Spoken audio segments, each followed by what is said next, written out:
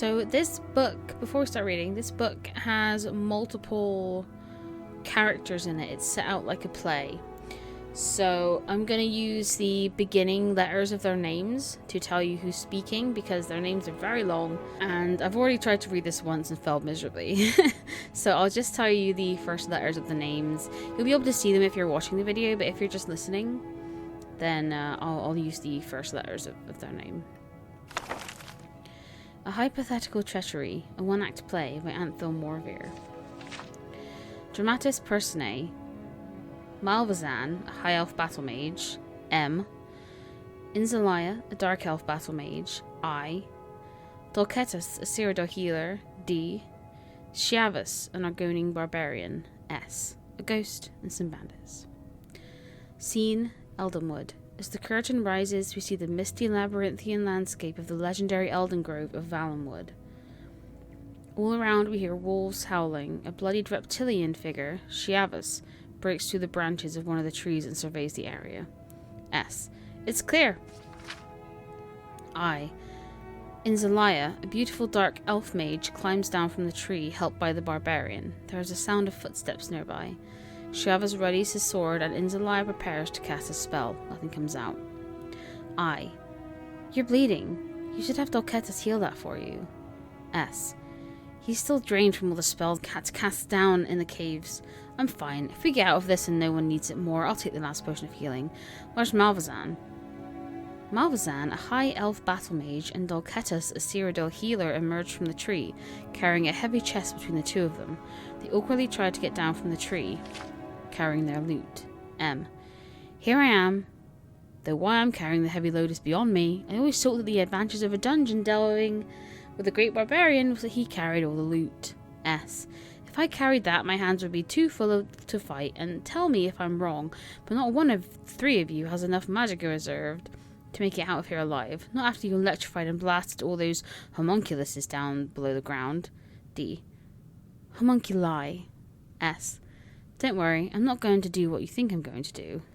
I, innocently. What's that? S. Kill you all and take the ebony mail for myself. Admit it, you thought I had that in mind. D. What a perfectly horrible thought. I never thought anyone, no matter how vile and degenerate. I. Why not?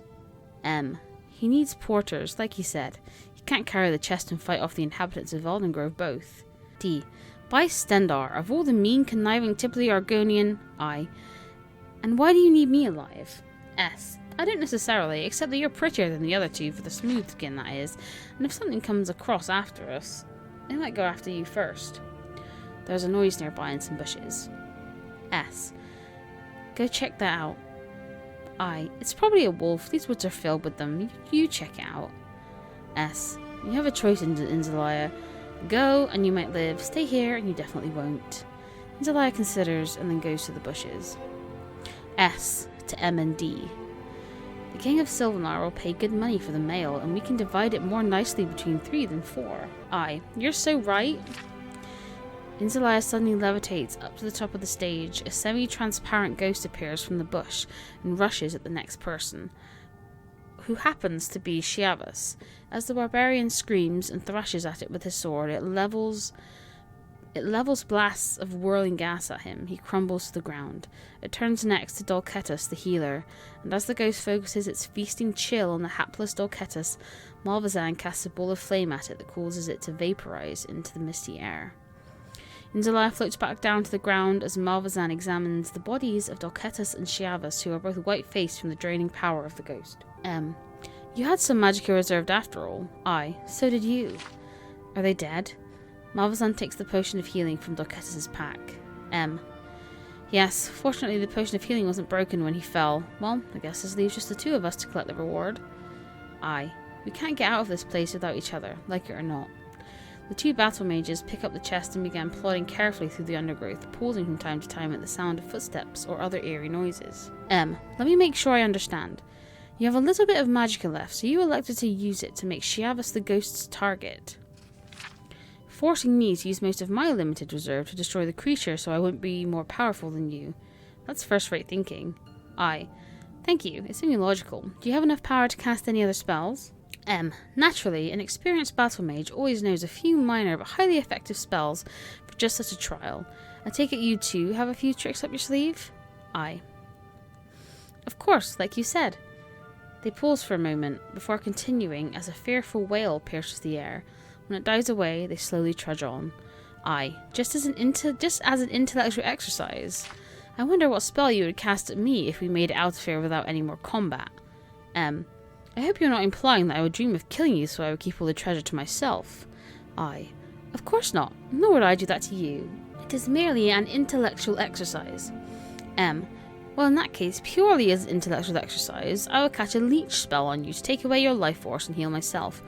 After all, there are brigands on the road between here and Sylvanar, and a wounded battle mage with a valuable artifact would make a tempting target. I'd hate to survive Elden Grove, merely to die in the open. I. That's a well-reasoned response. As for myself, again, not saying I would ever do this, but think a simple sudden electrical bolt would serve my purposes admirably. I agree about the dangers of brigands, but don't forget we also have a healing potion. I could easily slay you and heal myself to full capacity. Very true. It would end up a question then of whose spell was more effective at that instant.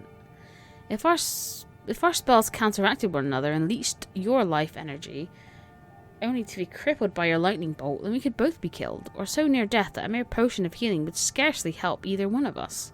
Let alone both. How ironic would it be if two scheming battle mages, not saying we are scheming, but for the purpose of this intellectual exercise, were left on the brink of death, completely drained of magicka with one healing potion to choose from? Who would get it then? I. Logically, whoever drank it first, which in this case would be you since you're holding it. Now, what if one of us were injured but not killed? Logic would dictate that a scheming battle mage would take the potion, leaving the injured party to the mercy of the elements, I suppose. Aye, that does seem most sensible, but suppose that the battle mages, while certainly scheming types, had a certain respect for one another. Perhaps in that case, the victorious one might, for instance, put the potion up a tree near his or her gravely wounded victim.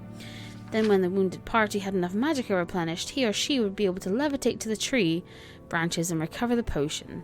By that time, the victorious battle mage would have already collected the reward.